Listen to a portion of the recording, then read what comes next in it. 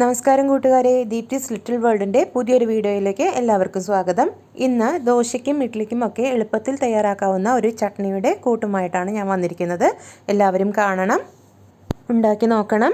ഇതുവരെ എൻ്റെ channel subscribe ചെയ്തിട്ടില്ലെങ്കിൽ അത് സബ്സ്ക്രൈബ് ചെയ്യാൻ മറക്കരുത്. തൊട്ടടുത്തുള്ള ബെല്ലൈക്കണിൽ ക്ലിക്ക് ചെയ്യണം. എന്നാൽ മാത്രമേ എൻ്റെ പുതിയ വീഡിയോകൾ നിങ്ങൾക്ക് ലഭിക്കുകയുള്ളൂ. അപ്പോൾ നമുക്ക് വീഡിയോയിലേക്ക് പോകാം കേട്ടോ.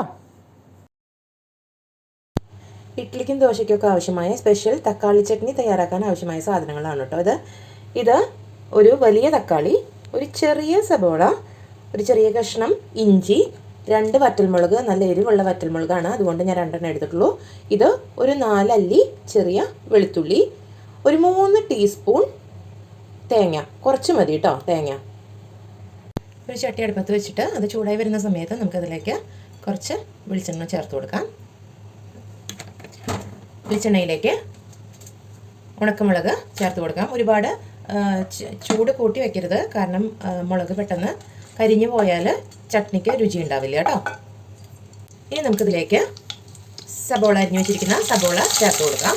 ഞാനിവിടെ ഒരു ചെറിയ സബോളയാണ് എടുത്തിരിക്കുന്നത്.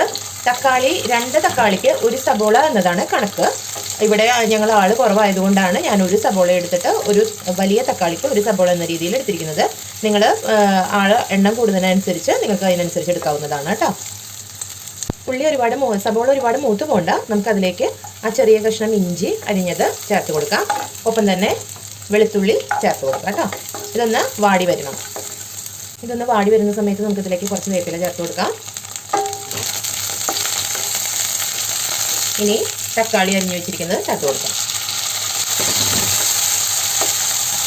നമുക്ക് ഇതിലേക്ക് ഉപ്പ് ചേർത്ത് കൊടുക്കാം.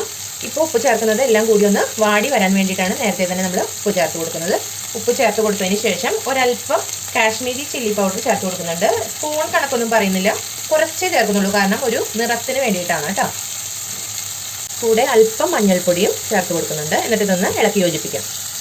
ഇനി ഇതിലേക്ക് എടുത്തു വെച്ചിരിക്കുന്ന 3 സ്പൂൺ നാളികേരം ചേർത്ത് കൊടുക്കുന്നുണ്ട്. ഇത്രയേ ഉള്ളൂ, നാളികേരം വളരെ കുറച്ച് മതി, അത് ചേർത്ത് കൊടുക്കുന്നുണ്ട്. ഇതൊന്ന് നന്നായി ഇളക്കി യോജിപ്പിച്ച് വാട്ടിയെടുക്കാം കേട്ടോ.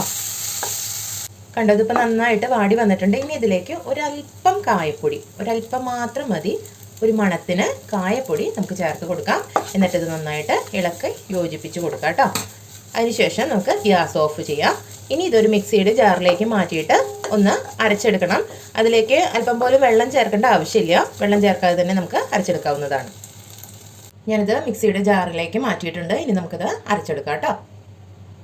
കണ്ടോ, ഞാനിത് അരച്ചെടുത്തിട്ടുണ്ട്. തരിതരിപ്പോട് കൂടി വേണം ഇത് അരച്ചെടുക്കാൻ വേണ്ടി. നല്ല ഫൈൻ പേസ്റ്റ് പോലെ അരയ്ക്കാൻ പാടില്ല, എന്നാൽ മാത്രമേ ആ രുചി നമുക്ക് കിട്ടുള്ളൂ കേട്ടോ.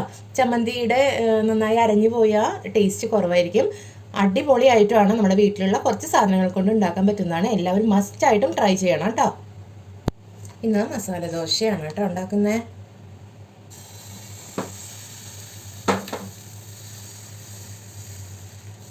മസാല ദോശയും നമ്മൾ അരച്ച ചമ്മന്തിയും കൂട്ടിയിട്ട് ആണ് ഇന്ന് കഴിക്കാൻ പോകുന്നത്. മസാല ദോശയ്ക്ക് മസാല ദോശയ്ക്ക് മാത്രമല്ല കേട്ടോ, ഇഡ്ഡലിക്കാണെങ്കിലും എല്ലാം ആ ചമ്മന്തി നല്ല സൂപ്പർ ടേസ്റ്റാണ്.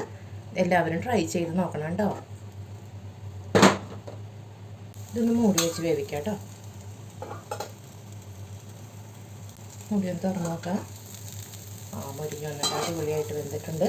നമുക്ക് മസാല വെച്ച് കൊടുക്കാം.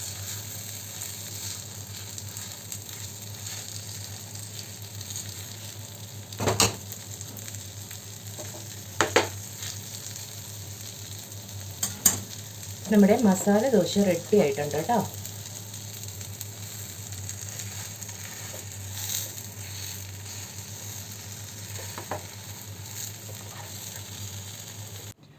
ഹലോ, നമസ്കാരം കൂട്ടുകാരെ. ഇന്നത്തെ ബ്രേക്ക്ഫാസ്റ്റ് വിശേഷമാണ് കേട്ടോ. എല്ലാവരും കാണണം.